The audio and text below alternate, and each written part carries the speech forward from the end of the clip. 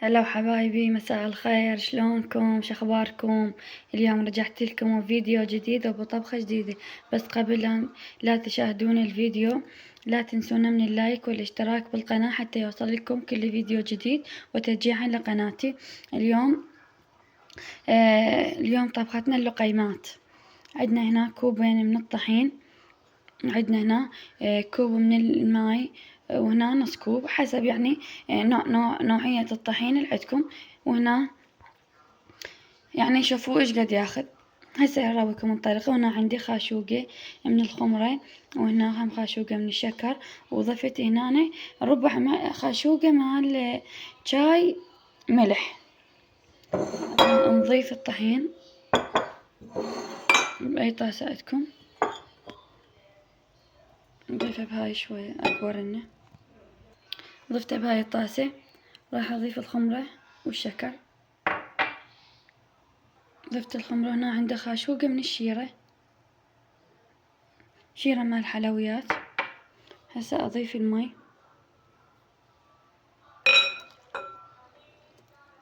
نضيفه خلطة.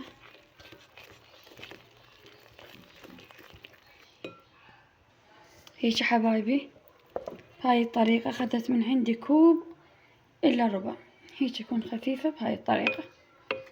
خليها شوية تختمر وارجع لكم. هنا حبايبي اختمرت عندي كل الزين.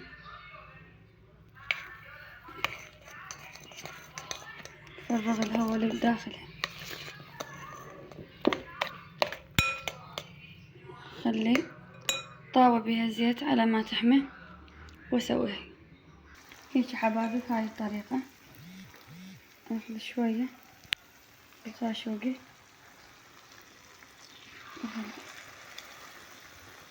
لين ما عنده قالب للهاي.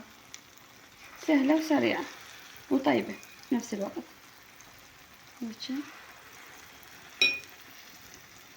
وهسه حبايبي كملت عندي بهذا الشكل. هسه اضيف عليهن شيرة او القطر يسموه، بس باعول على هذا المنظر. يعني الطعم يجنن. شوف كلش مقرمشة.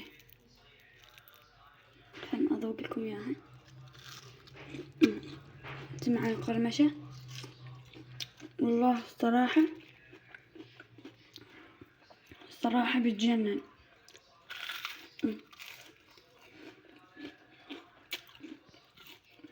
جربوها وانجحوا. وإذا استفادتم من هذا الفيديو لا تنسونا من اللايك والاشتراك بالقناة حتى يوصل لكم كل فيديو جديد وتشجيعا لقناتي حتى استمر بيومياتي حبايبي. ومع ألف سلامة وسلامكم العافية إن شاء الله.